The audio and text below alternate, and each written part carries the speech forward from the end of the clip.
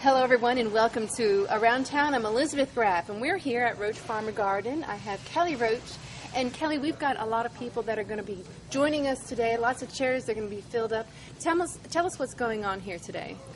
Well, we have Dr. Marty Adams from Richmond, Virginia. He's come all the way down to, he's actually an equine nutritionist. We feel privileged for him to come and help further our knowledge for our customer base. And we've been here since 1929. Whatever we can do to keep, the customers informed. And like I said, we have carried the Southern States feed for years and just feel very, very honored that he's coming to us to educate about nutrition for horses. Right. So there's the farm part of Roche Farm and Garden. Yes, and he is the expert. I feel very lucky to have him here. Very good man. Now, what kind of things will we expect to hear from him when he talks to the people? I would imagine it would be more like formulations, probably portions. A lot of people underfeed, overfeed, how to feed, whether it's hay, grain, any of those types of things that, really is, how you feed the horse. Yeah, the best way to keep them healthy and fed. You don't want to overfeed them. Yes. How can you ride them if you overfeed them? Exactly. They'll be fat and lazy, right? Exactly. Yeah. So it's good to have someone here who knows what they're talking about, coming here where you sell the feed. Yes. And for those who weren't able to come out today, can they come in here and learn more? Or yes, I'm sure he'll have a PowerPoint or some information that I can download. I might can even put a link on our website or something where they could access this information as well. Great. What is the website for Roche Farm and Garden? It's RocheFarmandGarden.com. That's easy. I think we can remember that one. Yes, I hope so.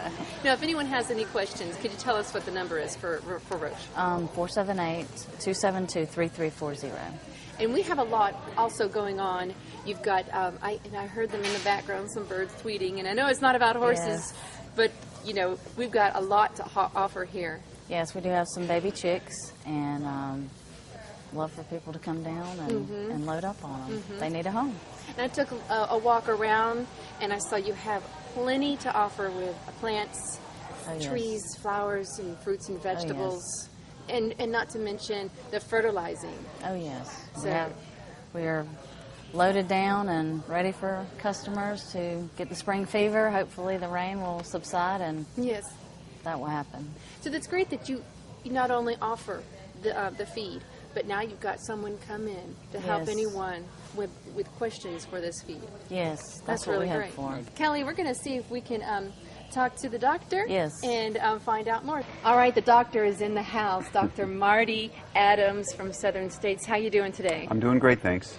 So tell us what we're going to expect to hear from you today. Okay, the talk I'm doing tonight is horse feeding recommendations for a successful show season.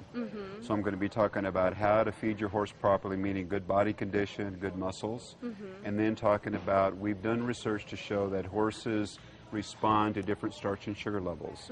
So we've actually done research to show that higher starch and sugar levels in the diet can affect excitability in the horse.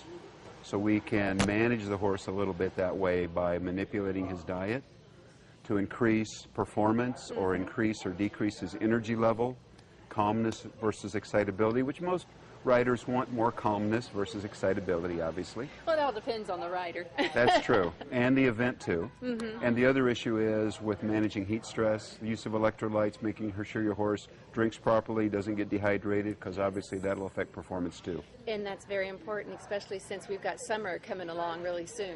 And it gets hot here, I've heard. It does. You're not from here, are you? I'm from Virginia right now, but I did live in Florida previously, and it tended to get hot down there sometimes too. We know about heat, don't we? Yeah. So we're talking about performance horses, right? So show horses, and it's important, if you're going to show your horse, you want them to look good, and not just on the outside. I'm sure the judges can tell when they're looking at a horse if they're also healthy on the inside. Right, the nutrition, for example, a lot of horses aren't fed properly, and they show that in their top line. Their body condition is good, but their muscle development is lacking. And so by feeding enough protein and proper amino acids, we can maintain that, because I've had horses that they're fat, okay, body condition is good. We don't want them too fat because that's going to get them too hot in the summertime as well. So when a good body condition, but not over condition, and then if they don't have a good top line, they could be protein or lysine deficient. I run into that a lot with easy keeper breeds like warm blood, sport horses, and so on. And so I can manipulate their diet that way, and they're going to do better, obviously, in the show ring as well. It's a science. It is, yes. That's what I went to school for. So yeah, I'm glad that it is. But it's, you know, you can make a science of anything, and so people go to school and learn those things, and so that's what I went to school to do, and hopefully I can help horse owners with their appearance and performance of their horses. That's wonderful. So if anyone has questions while they're sitting here, you know the answer. You've got it, right? Oh yeah, I talk to horse owners every day, even on Saturdays. They typically don't call me on Sundays, but I still get a lot of calls on Saturday too. And So I'm like glad to provide That's good. answers to those folks, yeah. So he's like the horse whisperer. Well, not training-wise, but nutrition-wise. With food, that's okay. You can listen to their stomach. Oh, you need to give this one some more protein or more. Yeah, the behavior issues or how they're doing. I had a lady call me today about a horse with laminitis and heaves. Oh. And I think we got the horse on the right track. We have Southern States is a member of an international animal nutrition research group, and so we've just got a new product out for ulcers, and we're actually test feeding it. And this lady called, and I'm actually going to feed her horse for 8 months for free with this new anti-ulcer product. Wow. So she's really tickled about that. Oh, that's fantastic. Yeah, yeah. So here at Roche Farm and Garden, they supply the Southern States feed, and they probably have been for quite a long time too. Yeah, they've been a dealer for us for a while, and with Southern States we have a Triple Crown line, a Legends line, and a Southern States line of horse feeds. We have over 30 horse feeds available through our company. Wow, and they've got that here. Yes, they do. And that's fantastic, because from what I hear, it sounds like the best feed for your horse. Well, I wouldn't argue with that point. I'll concede you that one. Now see, I'm a dog owner. Okay. But if I had a horse, I bet I would be buying the Southern States. Well, I would appreciate that. Because I try to buy what's best for my dog, because I want my dog to be happy and healthy. Right. And I'm sure horse owners. Yeah, and we're farmer-owned. We're a farmer-owned cooperative, so we're doing what's right according to our nutrition research and other research. So we try to do things right, and not to skimp corners and things like that, and provide information that's factual. All the information that we provide, we, for example, list our ingredients in descending order, which companies don't have to do, and things like that. So yeah, I've been with the company over 15 years now. Wow. So yeah, most of the people that work for Southern States are long-timers, meaning that they're committed to the company, and they're doing their job and enjoy their job, and take it seriously. It's longevity. Yeah. That's right. Yeah, that's a good thing. And that says a lot about the company, about the product. Yeah. And I think you're going to have a good crowd here. And I really appreciate you coming out and helping everyone. Well, you're very welcome. Thank you so much. Thank you. And we'll be back, so stay with us. You're watching Around Town.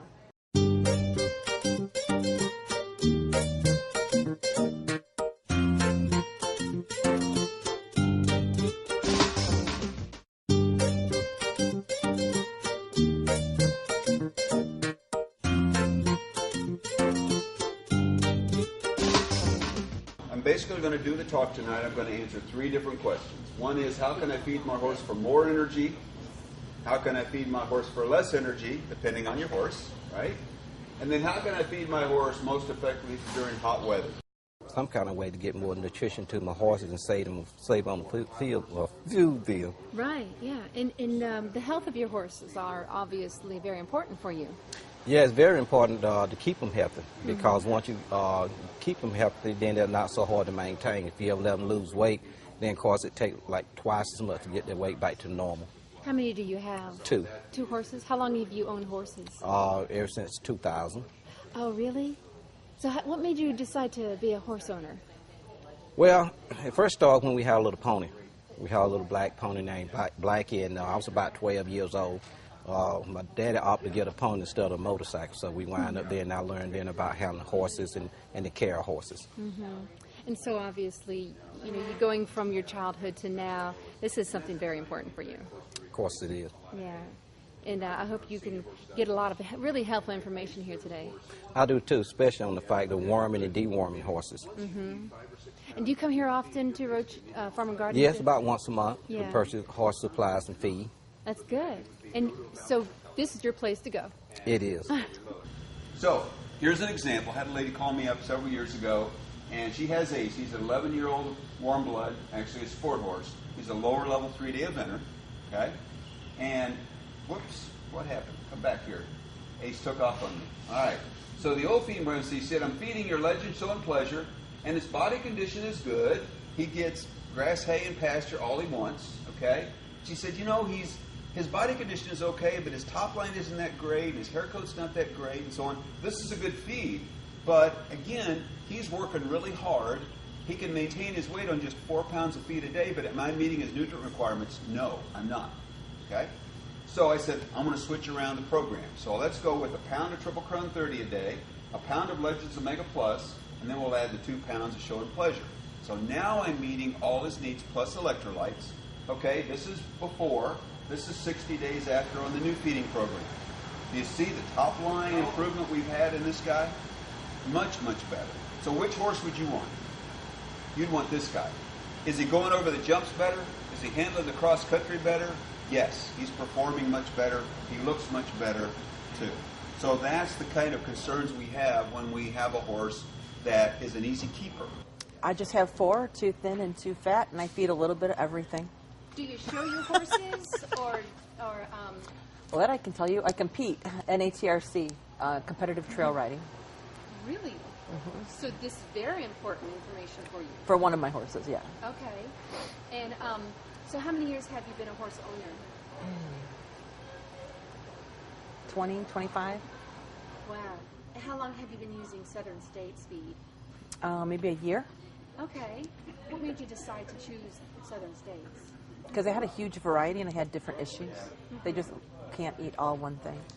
So first off, what we want to make sure the horse has plenty of good, clean, fresh water. That's the most important thing for the survival of the horse.